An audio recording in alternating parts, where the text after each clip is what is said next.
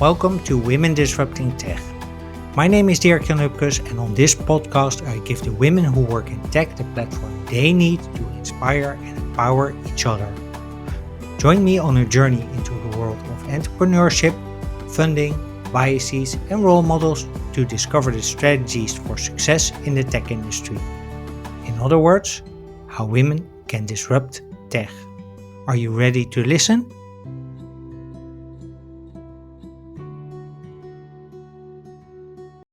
Hey, welcome back to Women Disrupting Tech, and thank you for tuning in to episode 130. Let's talk about stress. We all have it, and at the same time, we're all told to avoid it because it hurts our health, our performance, and our businesses. But what if stress could be your friend? In fact, what if you could make it your superpower? That is what my conversation with Andrea Cristancho is about. Andrea Cristancho is an international entrepreneur, certified health coach, and breathwork instructor. She has built companies from mainland China to South Africa and now Switzerland, and she helps founders understand what their bodies are telling them so they can lead with more clarity and less chaos. In this episode of Women Disrupting Tech, you'll discover how you can identify stress early so you can use it as a tool in your business instead of a weight that pulls you down. Andrea shares why well-being is not a reward that you earn at the end of the week. She explains how pattern interrupts help you manage stress before it takes over, and she reveals how you can integrate these simple rituals to support both your personal life and your business. And in the second half of our conversation, you'll learn about a 10-second breathing exercise that can help you reset your body and mind in moments when it feels like stress is running the show. So, when you're ready to listen and learn how you can turn stress into your superpower, please welcome to Women Disrupting Tech, Andrea Cristancho. Andrea Cristancho, good morning. Good to have you. Welcome to Women Disrupting Tech. First question I always ask is how you got into your current job or current position. Thank you so much for having me, Dirkjan. Good morning to you too. Super happy to be here. How did I get here? Well, the journey in a nutshell started in my early 20s as the flair for entrepreneurship kicked in. Hmm. Back then, I was living in Shanghai. China was my home for 10 years. There, another venture came to be. Then a move to South Africa. And lastly, where I'm living today, Switzerland.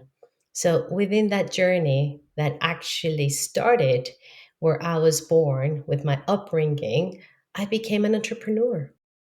And in the doing, in the trenches, I realized that well being was a main factor to be able to maintain the pace of running the business.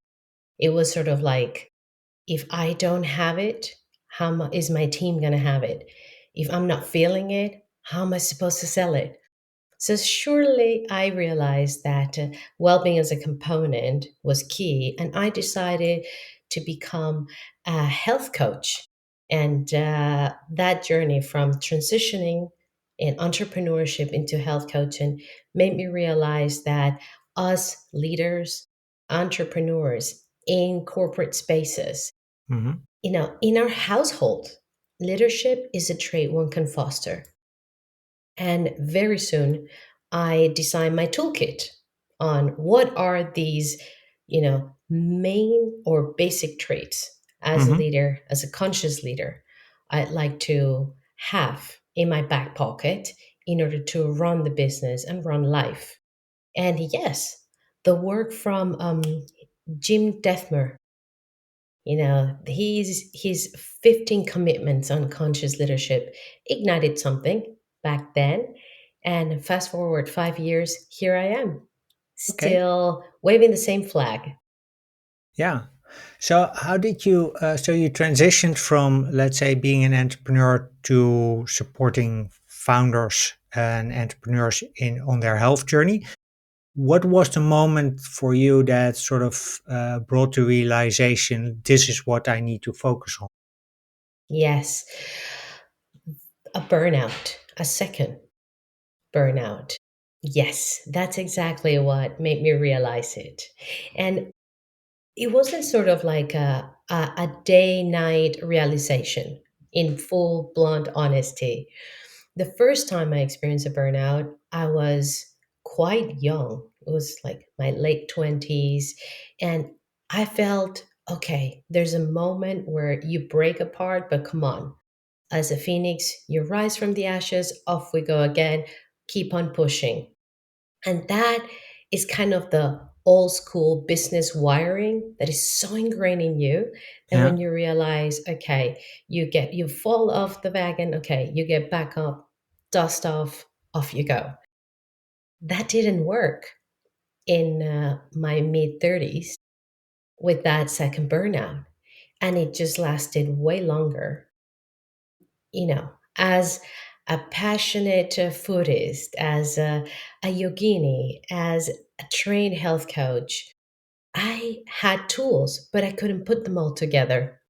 And that missing component was the mindset, that conscious approach of, you cannot give from that empty cup. And there's where I understood, look, if I have gone through this, I'm sure there's others around me going through same journeys. And I went on to discover if that was true, like if I could prove my hypotheses. Mm-hmm. And yes, that's how I started meeting and having conversations with other founders and also their teams. Mm-hmm. And I realized very soon in my experiment that yes, this was not just disrupting the business itself, Mm-hmm. because absenteeism and burnout absolutely, touches and impacts the bottom line of the business. And when Yeah. you're a small company, when you're a startup, it impacts way more than if you're a large corporation. So there's where I said, listen, there are very subtle pattern interrupts we can insert. And when I started building my own pattern interrupts, I then realized, well, there's a frame here I can share. And that's what I've been doing ever since. And I still believe the more we focus on our well being as leaders, the better we do in everything we touch, but mainly in the business. Because we kind of walk the talk, we inspire, we live it. And not only by we're starting the meeting, let's do this breath work. No, by how you reach for that coffee at the pantry, how you engage in conversation before and after work with your team, and so on. So, yes, that was a moment. Cool. Um, I just wanted to go back a bit to that first and second burnout. What struck me a bit in what you told me is, or what you told us, is the first time you were like, okay, yes, I fell. Let's get up again. Let's go. And this is sort of the mantra that we see online as well. Like, it's not Oh, about no. how often you fall, but how often you get up again, Yes. which I think at the end of the day is really important. But what makes that mindset toxic to founders? Yes. It's toxic in the sense that we have a false belief on Hmm. leadership, or at least I believe it. Because what I've seen is that when you lead from a point of strength, in the sense of your own strength and abilities, Hmm. you can sustain, it endures long term. But if you're just muscling through because it's a Hmm. situation or you believe this is your essence as a leader, and what you're doing is, stumping across people or bossing around, that certainly does not maintain in time. No, And no, and it if does we're not work doing for the employees either. exactly, and if we're talking about business, we're doing this for the long term, right? Okay, so we on this podcast we also talked about self-worth and financial resilience. How do you see well-being fit into those domains? I love this question because it gets me to reflect on when we are building upon a business, an endeavor, a project, you're stacking, like you have a foundation and then you stack upon, right? And then at times you bring it to completion, not all the time. Sometimes you just have to pick up and pivot and keep on marching through. When it comes to well being, it's exactly the same. We can learn practices, we can work on our behavior and design a routine, Hmm. design ways of being that are favorable to you. But in full honesty, there's a triad along the way that on one end is your social environment, the Hmm. spaces where you live, be it work, be it home, right? Family, teammates. But then there's also a component of your own self reflection, your own self leadership. And then, yes, when you have that social environment, your own reflection, and that third triad would be what I call having the right tools in your toolkit, then you can make decisions when the moment comes, when stress is meeting you right then and there. And if we say, okay, what's the analogy to the finances, or how can we really build upon this as a savings account? You want to always work in it, you want to always build upon it. It's not a once and done job. When Yeah. we speak about our well being as leaders, we're talking about you're in it for the long term, you're in it because there will be months that you're Mm. excelling, Yeah. and there will be months that you're collapsing, and they're all welcome. There's no right or wrong. And some people say, well, that's why you're talking about life work balance. I, in my work, let's say, I don't like the word balance because, in all honesty, for me, I feel like I'm juggling, aiming for that balance, and it's wrong. For me, it's more about integration. It's about adding more of what's good to me and ditching the rest. And without mercy, it's absolutely drawing boundaries and pushing away what no longer serves, that could have well served before but no longer serves. Hence, allow yourself for permission to renew and invite more of what serves right now, integrating those knowledges, practices, beliefs into who you are today as an ever evolving being. Yeah. So what I'm hearing you say is two things. A is make sure you find something that works for you, but also be mindful of the fact that you and integrate that into your life, but also be mindful of the fact that these things change over time And it because you're because you grow as a person. exactly. Yes. A very good example is back in the day Hmm. when I was running my first business in Shanghai. What kept me sane was waking up at 5 a.m. to go to my yoga class every single day, no fail, from Monday to Friday at 5:30 a.m. When I look back, I say, wow, yes, discipline kept me, moving forward and doing the thing. But in all honesty, for business in, I can no longer dream or wish for a 5:30 a.m. class. First of Me all, because neither. I'd rather sleep. And Yeah. second, because I gotta take care of my kids in the morning. Family comes first. So if I'm lucky, at 10 a.m. on a Friday, yoga class is a blessing. That's what I can integrate into my current life, not living behind the yoga or letting go of my practice fully.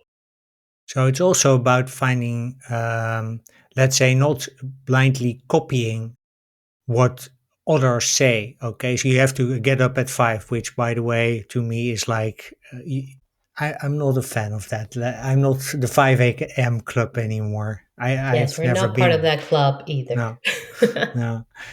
Um, that said, so a lot of founders, investors also glorify this mantra of you have to work hard, be part of the hustle, grind through it. And yes, there will be down days, but it's not about how often you fall, but how often you get up again.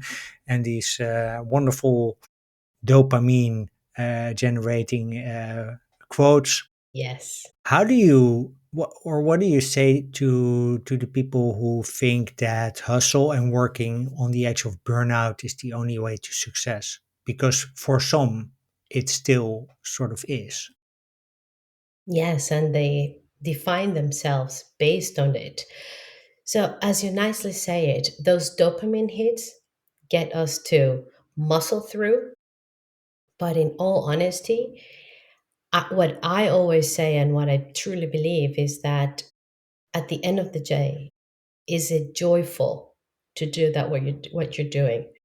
Like when you bring Mm, joy and passion into the game and you thrive on your skills, that is what is way more productive than simply doing the overnight shift and producing not okay or underlying work. Why not knowing how to self regulate and stopping whenever you know I'm no longer at my A game? Let go, do something else instead of pushing through because there's a deadline, but then at the end of the day, all your typos are coming off because you're not focused anymore. no. Yep. So how do you deal then with, or how can people deal then with the feeling of guilt that you have because you're not pushing you, at least for speaking for myself, and I see this around in the people around me as well. If I don't have this with sleep, let me clarify that. But if I, let's say, go to workout, if my work isn't completely done, I sort of feel guilty. I feel really good afterwards, by the way. So, in a sense, I know I've programmed myself to understand, okay, if I need this, I need this, I just need to go. But how do you deal with the feeling of guilt? How do you um, translate that maybe to something more productive? Yes, yes. I find the answer to that question is ingrained in our belief of time and our worth. Like we all have the same 24 hours given, it's a fact. But what we do with each hour of the day, it's up to us, it's our responsibility. So there's where I believe the guilt component kicks in because you say, oh, I'd rather finish this than go to the gym, or I'd rather stop right here than go have a meal, not skipping the meal altogether. And that sense of responsibility and priority is a trigger. It's a trigger that you build in your routine, in your priorities, Hmm? or not. Yeah. So that sense of guilt I find is very heavy and cannot be ignored when we're trying to build a lifestyle as leaders because you have all the responsibility over your shoulders as a solopreneur, as a founder with a small team, or even as a scale up.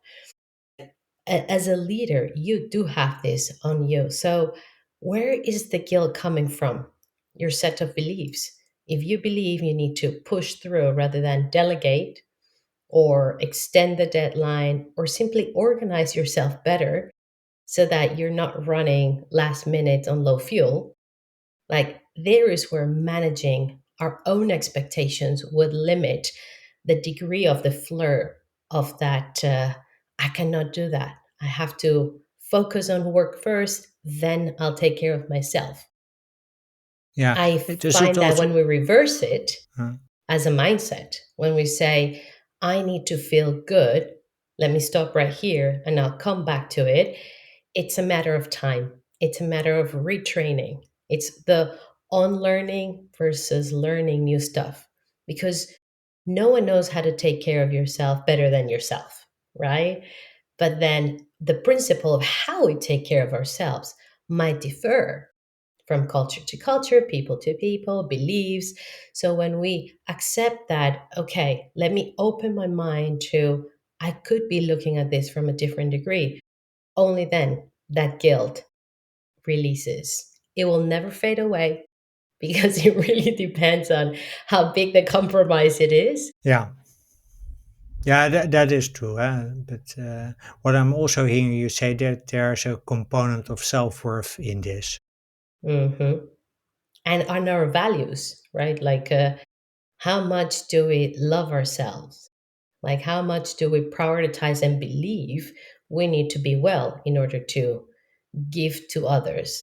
Yeah, but that's the strange, let's say, mind fuck that Yes. happens. Is that uh, on the one hand, I know perfectly well that on Tuesday evening I need to work out. End of story. That's why I booked the workout in advance. But on the other hand, there's still like this sort of feeling where it tells me, yes, but if you don't finish this, you're not good. You didn't deliver on what you said you would do. Yes. So I Or and can, then if I finished whatever I set out, so my entire to do list of God knows how many items on a Tuesday, I go there maybe very stressed, but I go there and I after that I don't feel any guilt. But if there's like half a bit of maybe I could have improved this, there's still of course your mind is still there. And the way in your example, I think it's perfect to describe, or, you know, listeners will understand that self-care is not a reward, right? You put it into schedule because you want it, you need it, it's what you want to do. But if you let your mind believe that only after you finish you get your reward, then we got it wrong. You know, it has to be a priority, as important as that next meeting, or as important as, submitting that grant proposal. okay. So Yes, I think that's really powerful to say that it needs to be as much of a priority as getting the work done. yes, yes. Because in the And end, I believe that, by the way. But yeah, yes. And also, it's not about doing everything under the sun, right? Because if we really bring or narrow down the definition of well being, you've got pillars to build upon. It's your nutrition, it's your sleep, it's your move, it's your mindfulness. Like, all of it is a component of it. But sometimes we have time to do one out of the 10 you want to do. So making it to the gym on the Tuesday evening, that is what I get. That's all I can give myself right now. And that is perfectly good. Like, it's also committing to your reality and managing the expectation. Because during holidays, we say, I'm going to read all the books. And then you come home without reading not even the introduction of the first one yeah, because you were at the beach having fun, right? Who wants to read? So there's where you say, okay, I didn't take care of myself in the holiday when I should have. Like, this is all mind games we play with ourselves. And there's where I say, drop it because that is not helping. Just decide, commit, integrate, move on. But try to build a ritual that serves you rather than try to follow the next best Instagram post that comes up with the seven best things to do next. yeah. That sounds like a great moment to transition to the pattern interrupts that you Yes, highlighted before, because I think that those are a great way to, at least for yourself, signal, hey, I'm doing something that may be sort of dysfunctional, yes, both initially from an awareness point of view, but also later, like, okay, I'm sensing that I'm doing this again.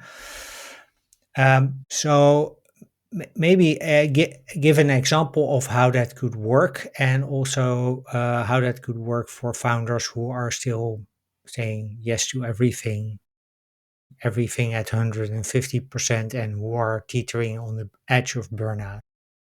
yes. I would love to also add where this is work, Mhm. came from. Yeah, When we speak about habits, the work from BJ Fogg on tiny habits was a trigger for me to start thinking on the pattern interrupts. Because what a pattern interrupt is, it's a simple break in time of your habit, of your routine, of whatever you believe you're doing.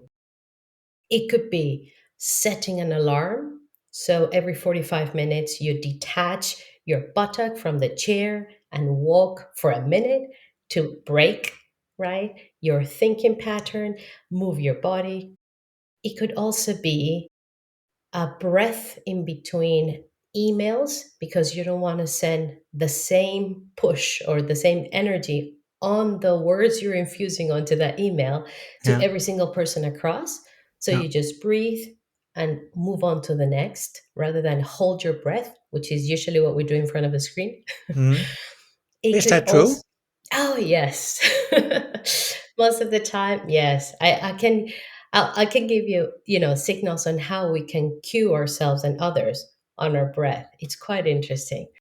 So yes, the work of pattern interrupts came to me when I started coaching founders, and I realized that the foundations are there, the knowledge is there, they have all the recipes we have crafted lifestyle routine that serves them right now and that we can measure against KPIs of the growth of their project.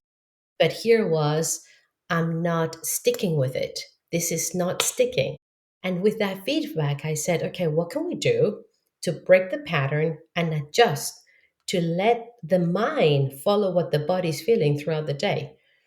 So, water breaks came in, but not just a water break.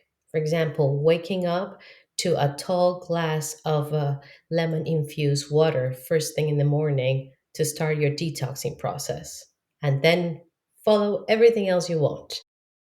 Every 45-minute breaks away from the computer, breathing, and we added to that some move, like what would you call office yoga? Well, it's just, I call it move in whatever space you have in your office.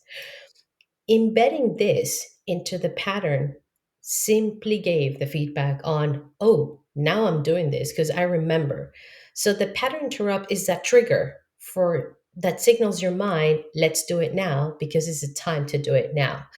Calendar alerts help a lot, and then knowing what to do, because one thing is the alert comes, okay, breathe, and you forget what it was it and it's like ignore, keep on, rather understanding, okay, here comes the alarm, let's do it because it's good for me, I want to do it, and then keep on. Yeah, yeah, I recognize this alarm thing because we when I still worked in corporate, we used to have this, let's say, software that would keep us interrupting us from time to time, not so much to break our productivity, but to, let's say, just give us a mini break. Yes, And those they were the most frustrating thing ever because they would come every 8 minutes, which was to me like, okay, so I cannot do any deep work then. exactly. Simply can't. So I decided to switch them off. But I learned over time that having those like every 45, 50 minutes or so, so with, for instance, Pomodoro technique, you can actually use them quite well. Yes, and these techniques are all valid. Now, what I believe we need to learn how to do is reflect at the moment of the pattern interrupt. Whatever you're choosing to do as the technique, the Yeah. activity, before you carry on, reflect on what how did that make you feel? Does that energize or not? And based on what really serves you, you keep on doing and building, designing that next habit. What we tend to do is that we do it for 3 days or 10 days stretch or 21 days stretch, and then it fades away forever. And that is not really serving the ultimate goal, which is less is more, always. Less is more. It's do whatever serves you for your well being at this time and ditch the rest. Yeah. So if that it means working out, it's working out. If that means setting an Exactly. alarm, that's setting an alarm. Okay. So these are the pattern interrupts. So how do we sort of integrate those more long term in our schedules then? Because you said, okay, we do that for 5 days, for 10 days, for 21 days. what I learned from productivity is that you only build a habit after like 66, 70-ish days. How long about does it take to build in these pattern interrupts? Well, it totally depends on how well they serve you. Hmm. You know, when you get that dopamine hit, that instant satisfaction from one simple change, that's going to stick forever and longer. But if we try to adopt something that sounds good on paper, it was a great recommendation, but it's just not fitting in my life, that won't, we cannot bring that on. But Now, the do you then also, what I'm hearing you say then, if it doesn't work for you, it doesn't work for you, just skip it. skip it But do and that early. maybe, exactly, maybe you'll pick it up later on. So, for example, the 5 a.m. club, I did read the book, I did give it a try. Did it work for me long term? No, I am not that type of human. But I do know many strong players that are in the 5 a.m. club and they swear by it because that's their journaling moment, right? That's a quiet time in the house. And yes, I honor that, but that is not my case because of my circadian rhythm. I honor sleep over journaling at 5 a.m. Yeah, So yeah. Me it's too. that simple. Yes, Yeah, it's that simple. So how do we really bring in or design for pattern interrupts to really adapt and, so that we can really integrate and stick with them long term? Being mindful of your environment, because we are humans of habit, mainly because of the places we live in, the places we attend, the places we go to, the people we're around. So if this is a disruption for the whole family, maybe you're going to find some counter push on that end. Rather, invite the whole family to join you and explain to them why is it that you want to drink that glass of water and no one should touch that glass of water because that's yours waiting for you the next day. So you start your day hydrated and detoxing, yeah, right? It's yeah, involve them, explain what it is. Same applies to your team. When you out of the blue start giving away free fruit and getting all these nice, placards on the office because of well-being, that doesn't mean you just came out of the yoga retreat and you're feeling it all right now and you want the world to be, all about healthy, overnight. That doesn't work that way. You need to invite everyone who did not join that retreat on board and explain why and be that leader, show by demonstrating, but also by inviting people to partake, whether it's, a workshop session with a facilitator or a getaway into that next best yoga retreat. yeah. So I think that's a beautiful transition into the role that leaders can play here.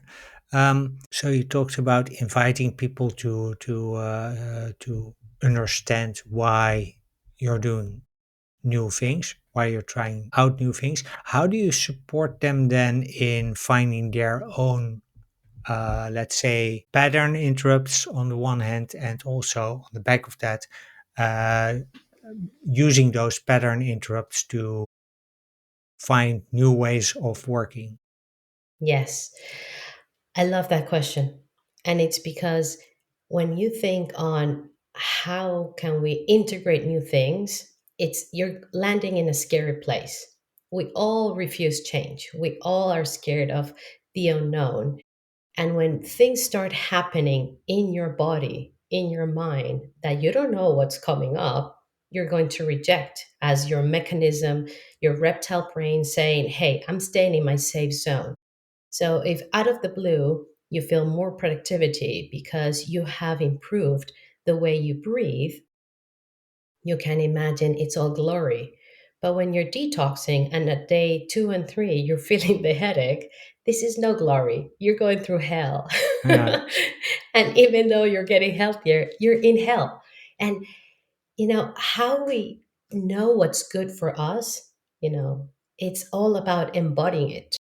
You've got to make the decision that I'm going to start, bringing it from the head into the body in the sense of try it out. do it yourself, experiment with it, dare to, give yourself a week of detox, see what comes up. That doesn't mean, everyone in the office has to do it with you. But if you give them a heads up, hey, I'm going through this process and you're going to see all the colors of my moods flaring in front of you, just know that this is the journey I'm going through. Because if you dare to experiment it, it very well could be that someone else in the office says, hey, I've been wanting to do that. Let me join you. Yeah. And then it becomes a couple's play rather than a solo journey, which is always easier. So embodying it, daring to try out. And there's where I love social media, because every single day when we're out there scrolling, you will come up with the next best alternative or that one solution you were missing. And when you try it out, only then you will know if it suits you. Yeah. But it's then also a matter of, okay, finding that solution, which social media is indeed a great place to get started, but also trying out and then deciding pretty early on, like, okay, does it work? Does this work for me? Yes or no? Exactly. And that understanding, does this work for me, is one step. But the following is in full honesty. Do I want to keep on doing this? Like, was it painful enough or painful okay? Or I'm feeling fab. you know, it's your own journey. And I can come in and give you a whole sheet of recommendations on how to design a lifestyle that welcomes well-being with Mhm. work, when to do what. Like, we can sit down and do this together, by all means. But ultimately, you got to go and explore every single one of them and decide, hey, my lifestyle of well-being journey is going to look like this in this next quarter. It's not even for the whole year. Oh, so it's really like plan it ahead for a quarter max, and then Totally. Because if you were to sit with me, we're going to talk about seasonal eating. So, yes, it falls with every quarter. oh, cool. Yes. That's good to know. Yes. Something we talked about before was breathing. Yes. And I want to highlight that because I really believe that breathing is something that is really powerful also as a pattern interrupt and as a regulator of mood. Before we go deep, maybe share a bit more of the basics of breathing, why it's important, how it can help. Yes. Well, the one body of work I recommend is conscious breathing from Anders Olsen. And the reason why I recommend this, and that's the one I like to follow and teach, is because it adapts very well to the life of every human working in groups or on their own, because it really confines you into the essence of your own body. Breathing well means inhaling fully until you feel your thoracic capacity. So, not just the shallow breath of inhaling, exhaling, and also entails breathing through your nose, not the mouth. And it's that simple, is utilize what you were giving, but learn how to utilize it to its fullest capacity. Now, we can say we all breathe, and 100% yes, but what we're aiming for here is the quality of each breath, not just the breath itself. So we can simply say, look, I'm going to go into a breathing workshop, breathe until I pass out for 2 hours and then feel better about it. That's great. There's a place for that.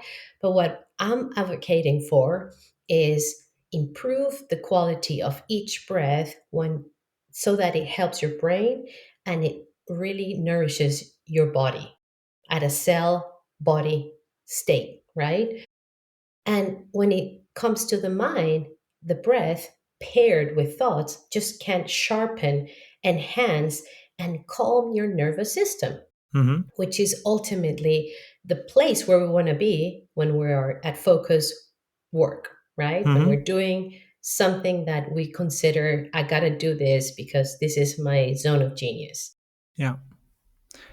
So maybe good to put this in practice. So can Yes, you teach the listeners a bit, let's say one simple breathing exercise that they can do for themselves, either really on their own or with their team together if other absolutely. people want to join? Thank you for giving me this opportunity because one I love the most, and I invite everybody to test it out whenever you reach your computer next. When your hands are on the keyboard, you have hit send onto that next email. Rather than moving on to that next bold subtitle or title of the email, bring your hands onto your stomach, Hmm. right? And from there, widen it to your rib cage. And from that place, inhale simply fully until your hands move and expand. It could be 3 breaths, it could be five. I aim for seven. Oh, So if okay. you simply go 1, 2, 3, 4, 5, 6, 7, you have reached that max. You feel that expansion, and automatically your chest puffs, your shoulders drop, and when you exhale, close your mouth and exhale through the nose. One breath automatically will sharpen your mind once again. And if you put this in practice, whenever you open your inbox, you have at least, the most organized of us, I wish, 20 emails to open and go through. That's 20 breaths right there of quality that will get you started into the day if you're doing it first thing in the morning or into that focused workspace. Yes. And that's also where I think it really also adds a lot of value for founders, that they can actually use this as a, what it does to me is that it really interrupts my thinking. So if you're going from line to line to line to line, your inbox, it's sort of, uh, yes, you're productive to this to an extent, Yes, but every single email is different anyway. So it needs a little bit, it sounds a bit whooshy whooshy, but it needs a bit different energy. And what yes, the pattern interrupt with the breathing does, at least to me, is really give me the space to shift that energy, even if it's just exactly. for a couple of seconds. Yes, and also you're doing two things simultaneously: hands from keyboard away onto your body, right? And the breath, closing your mouth, just using your nose, gets all that activation into the brain. That oxygenation is happening, and it takes 7 seconds if you're a slow breather.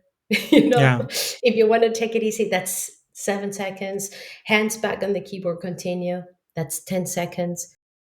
Giving yourself 10 seconds is giving yourself priority onto your well being. And it's tiny but powerful at the end of the day. This is what I mean on building upon. Yeah. Thank you for sharing that. So You're very much welcome. I want to move a bit towards the end of the episode. So we've dealt with pattern interrupts. We've dealt with the importance of well-being, and really also taking time for yourself as a founder or as a startup employee. We've had a breathing exercise that does this all. If there's one thing about mindset on stress that you would like to leave people with, what would it be and why? That stress is our friend. That is really what I would love to leave people with. Stress is not the ugly word or the scary word that we have come to understand in society. What I have learned in my own journey as an Mm, entrepreneur and assisting and mentoring, coaching others, um, is that the more we learn how to play with our levels of stress, because let's face it, we all feel stress, but we feel it at different degrees. And the minute we understand, okay, this is a point where I'm feeling it, I'm feeling the pinch. At that moment, when you acknowledge it and instead of shying away from it, you lean towards it and start expanding your comfort zone, start expanding on your resilience. Like, how much of this can I take without breaking? Is really giving that play room for you to understand, okay, I can push to this degree, or this is too much to take. Understanding where our stress barriers are will absolutely become a skill. And when I say it's your friend, it's because we have learned that this is, your enemy, that, you know, stress is something we have to, stay away from, do everything Uh-huh. to get rid of it. I'm absolutely on the other side of that spectrum. I say, Okay. do not ignore it, do not shy away. Learn how to live with it because there will be moments when you do not feel it at all, and it's pure bliss. But most of the days, most of the hours of the day, you're going to feel a degree of it. Understanding, hey, I'm feeling the pinch, breathe, or I cannot take it anymore, detach, right? I feel that stress as our friend is a very powerful tool in our leadership skills and how we foster the way we become leaders. Because it teaches us, okay, how much can we handle? So Correct. being aware of the stress levels that we have teaches us how much we can handle.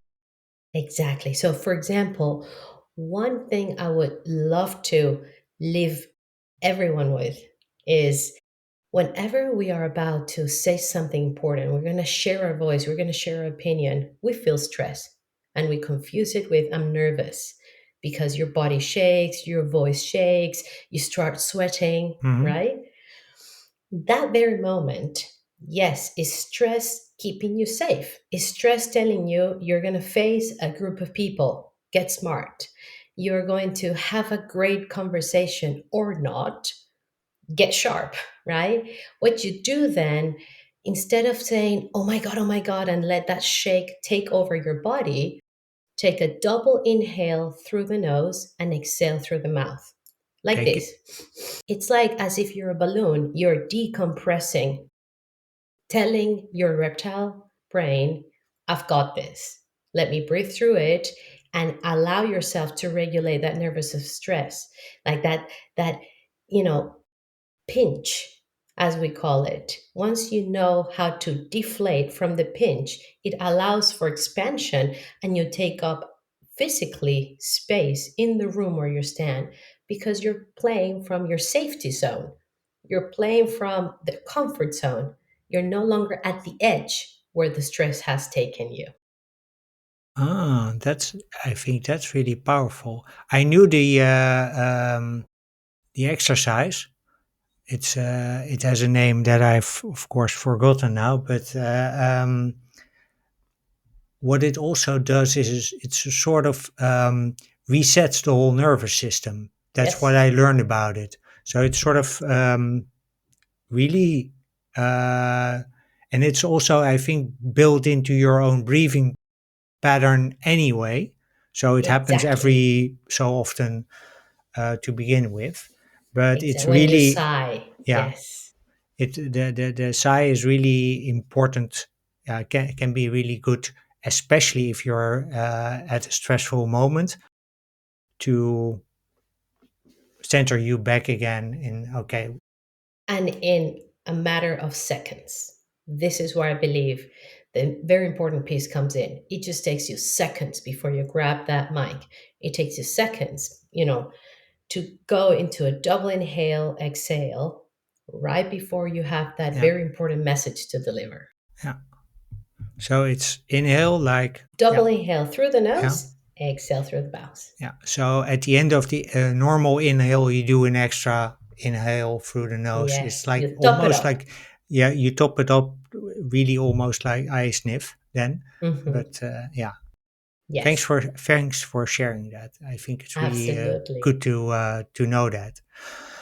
So finally, I want to talk a bit about my podcast. So it has a goal to be obsolete by the end of 2032, when inclusion in tech is the norm.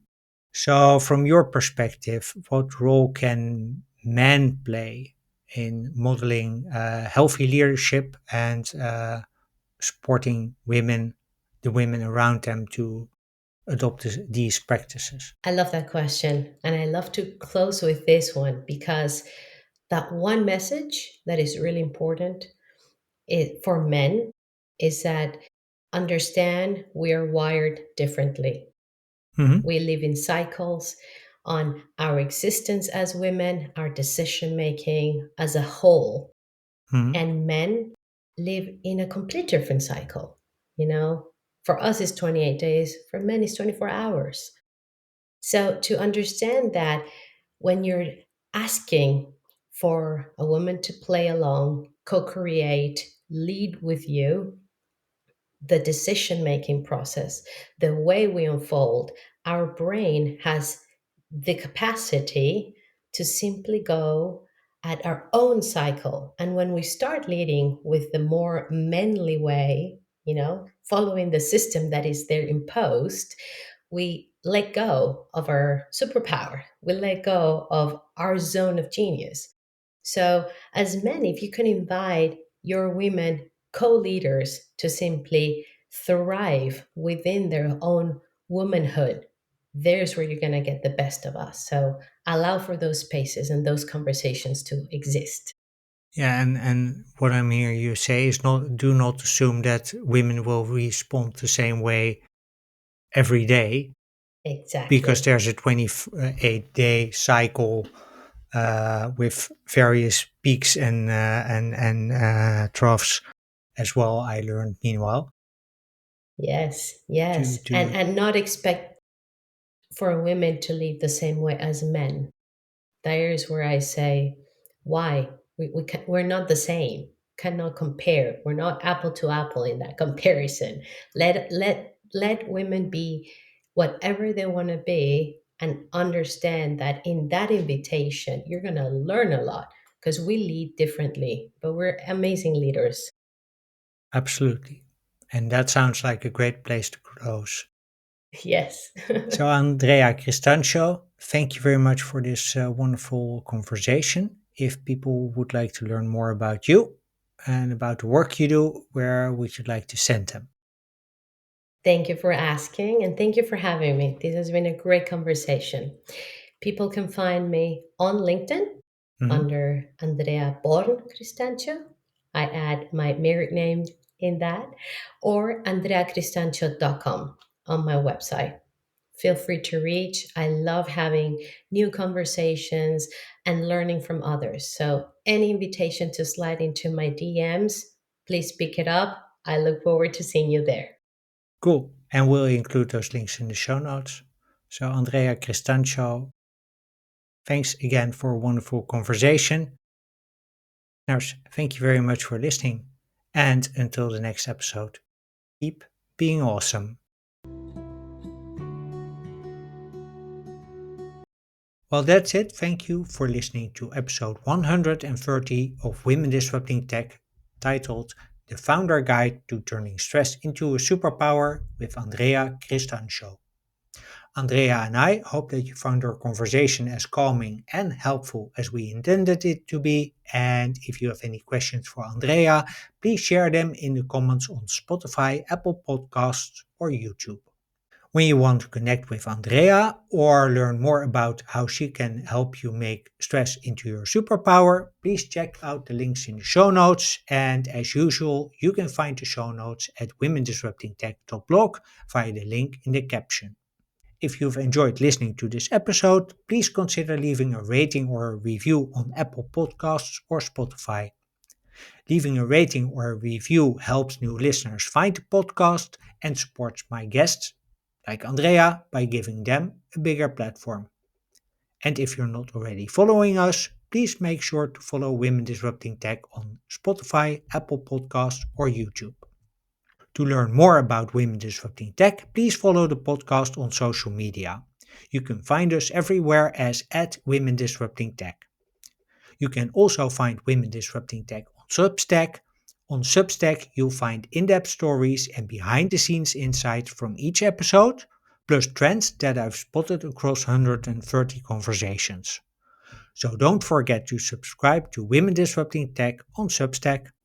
Finally, if you want to connect with me directly, please reach out via email, dirkjan@womendisruptingtech.blog, or connect with me on LinkedIn. On LinkedIn, just search for my name and you'll find me. With that, I wish you a wonderful day. I hope to see you in the next episode. And until then, as always, keep being awesome.